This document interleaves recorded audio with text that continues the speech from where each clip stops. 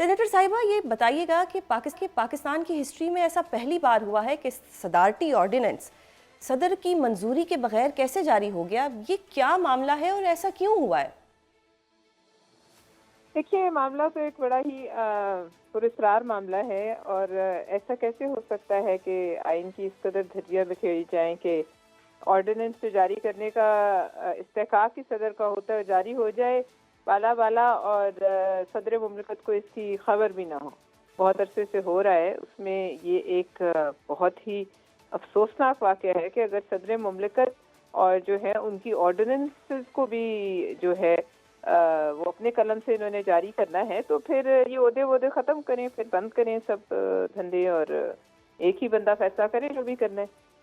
तो सेनेटर साहिबा, पार्लियामेंट तो बताइएगा कि वैसे कल होने वाले पार्लिमानी इजलास में पीपल्स पार्टी इस इशू पर कितना सख्त मौक़िफ़ लेने जा रही है?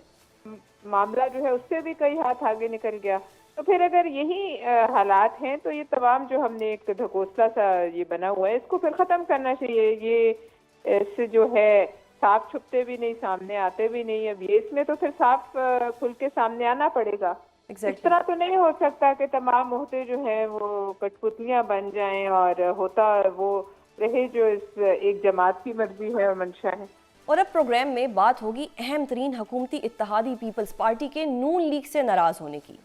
आज हुकूमत की जानिब से सदर की मंजूरी के बगैर ही इस्लामाबाद बल्दियाती ऑर्डिनेंस जारी होने की इतलात सामने आने पर पीपल्स पार्टी ने नून लीग की हुकूमत को शदीद तनकीद का निशाना बनाया है। इसी इशू पर कौमी असम्बली के इजलास में पाकिस्तान पीपल्स पार्टी ने सदर के दस्तखत के बगैर जारी होने वाले नोटिफिकेशन के खिलाफ ऐवान से वॉकआउट किया है, जबकि हुकूमती रवैये पर गौर करने के लिए chairman Pakistan Peoples Party Bilawal Bhutto Zardari ने कल यानी 13 जनवरी को पार्टी का पार्लिमानी इजलास भी तलब कर लिया है। पीपल्स पार्टी के सीनियर रहनुमा नवीद कमर ने ऐवान में मौक़िफ़ अपनाया है कि कानून की कोई हैसियत नहीं और इन हालात में पीपल्स पार्टी इस ऐवान का हिस्सा नहीं बन सकती। ये मामला कितना संगीन है और अब पीपल्स पार्टी क्या सोच रही है, इस हवाले से गुफ्तगू करने के लिए हमारे साथ मौजूद हैं पाकिस्तान पीपल्स पार्टी की सीनियर रहनुमा सेनेटर पलवशा खान। बहुत शुक्रिया प्रोग्राम में अपना कीमती वक्त देने के लिए। सेनेटर साहिबा, ये बताइएगा कि पाकिस्तान की हिस्ट्री में ऐसा पहली बार हुआ है कि सदारती ऑर्डिनेंस सदर की मंजूरी के बगैर कैसे जारी हो गया। ये क्या मामला है और ऐसा क्यों हुआ है? देखिए, मामला तो एक बड़ा ही पुरस्कार मामला है। और ऐसा कैसे हो सकता है कि आइन की इस कदर धज्जियां बिखेरी जाएं कि ऑर्डिनेंस जो जारी करने का इस्तेहकाक की सदर का होता है जारी हो जाए बाला बाला, और सदर मुमलिकत को इसकी खबर भी ना हो।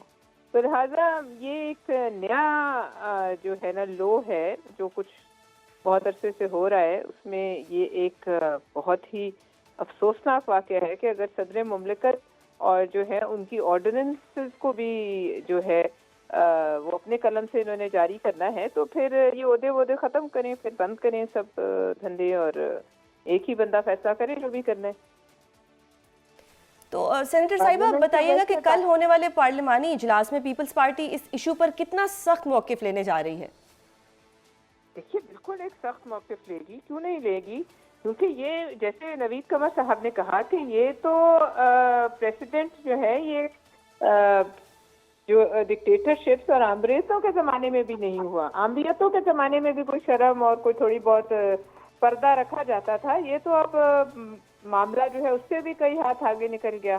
तो फिर अगर यही हालात हैं तो ये तमाम जो हमने एक ढकोसला सा ये बना हुआ है, इसको फिर ख़त्म करना चाहिए। ये इससे जो है साफ छुपते भी नहीं, सामने आते भी नहीं। अब ये इसमें तो फिर साफ खुल के सामने आना पड़ेगा। इस तरह तो नहीं हो सकता कि तमाम मुहदे जो हैं वो कठपुतलियां बन जाएं और होता वो रहे जो इस एक जमात की मर्जी है और मंशा है। बिल्कुल सेनेटर साहिबा, जैसा कि आज ऐवान में नवीद कमर साहब ने भी कहा है कि इन हालात में पीपल्स पार्टी का ऐवान का हिस्सा बनना मुनासिब नहीं है या नहीं बनना चाहिए, तो कोई एक्सट्रीम फैसला हो सकता है और पीपल्स पार्टी अपोजिशन बेंचेस पर भी आ सकती है। देखिए, इस पे तो मैं आपसे जब ये कल बातचीत होगी, क्योंकि मैं उस पार्लिमानी पार्टी में नहीं होंगी, लेकिन जाहिर है मुझे पता चल जाएगा कि जो बात होगी वहाँ और जो एक हमारी अमूमी राय है। देखिए, हमारी पार्टी में बहुत सी बातों पर बहुत सी राय जो है वो इस इल्हाक की और अलायंस के खिलाफ जाती है, लेकिन बहुत सी मामलों में जो है हम इस पर जो है थोड़ा सा पर्दा रख के हम इनके साथ चल रहे हैं। लेकिन अगर इस तरह है कि सदर मुमलिकत के भी जो उनके as head of state, as supreme commander of the armed forces, as president of Pakistan, अगर उनके भी जो राइट्स हैं और उनके जो ड्यूटीज हैं वो इन्होंने खुद ही करनी है, तो फिर बंद कर दें, ताला लगाएं सब चीज़ों को। एग्जैक्टली तो सेनेटर साहिबा, एक और चीज़ के ये तो एक इशू ये हो गया। दूसरा इशू ये है कि वज़ीर आला सुहेल आफरीदी को बड़ा वार्म वेलकम किया गया स्टार्ट में, उसके बाद उनको टोपी पहनाई गई, अजरक पहनाई गई, बड़ा एक अच्छा था जेस्चर। लेकिन फिर अचानक से ऐसा लगा कि जैसे उनकी स्पेस कम कर दी गई है। ये कोई दबाव था या ये कोई और मामला था? देखिए, दबाव होता तो हम पहले दिन, हम इतने बच्चे तो नहीं है कल के दबाव में भी जाएं और किसी को टोपी पहनाएं, ऐसा कोई दबाव नहीं था। हमने एक जो है अफ़वाम तफ़हीम की फिजा और पंजाब ने वो से ज़रा एक बेहतर माहौल बनाने के लिए किया। ठीक है, कोई सूबा किसी की जागीर तो नहीं है ना, हम ये मानते हैं। तो अगर कोई आके अपना यहाँ अपनी जोरे बाजू को आजमाना चाहता है तो ठीक है, लेकिन सियासी तौर पर, सियासत के अलावा जो है वो नहीं।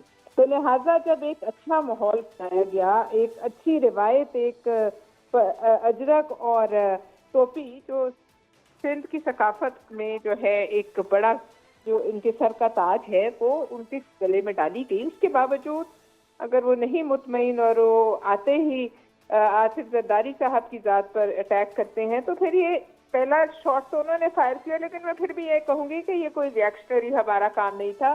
जहाँ तक मुझे इल्म है कि उनके सिंध हुकूमत के पास इंटेलिजेंस रिपोर्ट्स थी और वजीर आला को बहिफाजत वहाँ से रवाना करना ये सिंध हुकूमत का एक बड़ा टास्क था जो उन्होंने किया। अब आपको पता है कि कुछ जमातों में कुछ ऐसे अनासिर होते हैं जो सियासत को जो है, चाहे वो अफगानी टेररिस्ट को जो है अफगानिस्तान से आती हुई दहशतगर्दी को भी जस्टिफाई करना पड़े, तो वो आज कर रहे हैं। अब ये आप खुद देखिए कि जिनके हाथ रंगे हुए हैं पाकिस्तानियों के खून से, उनकी जस्टिफिकेशन कौन देना चाहता है? कौन दे सकते हैं सियासी जमात?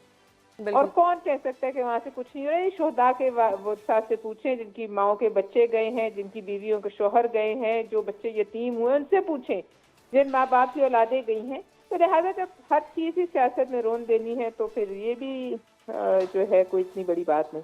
सही। सीएम साहब ने एक गिला किया था कि जी मतलब हमारे रास्ते में रुकावटें डाली, कंटेनर्स रखे, पुलिस ने हमें रोका, पुलिस ने क्रैकडाउन किया। इसको किस तरह से सिंध हुकूमत जस्टिफाई करेगी? क्योंकि सिंध हुकूमत ने तो बहुत बड़ा दिल दिखाया और उसके बाद सीएम का इस तरह गिला करना। देखिए, अब हर गिले का अब क्या कहा जाए। अब देखिए, गिला तो फिर हमें बहुत गिले हैं। हमें ये गिला है कि जो कुछ इस मुल्क में ये गंदी रिवायत पड़ी है उसके बानी भी ये हैं, गालियों की रिवायत के बानी भी, नफरत की सियासत के बानी भी ये हैं। जितनी पॉलिटिकल स्पेस इस मुल्क में स्क्वीज हुई है, जितनी सियासतदानों के हाथ से जगह गई है, उसके भी यही फिर जो है जिम्मेदार हैं। लिहाजा सोच समझ कर बात करनी चाहिए और अगर उन्हें कोई नहीं वो खुश तो ठीक है, अब वो अगली दफ़ा जब आएँ तो फिर अपना बंदोबस्त करके आएँ।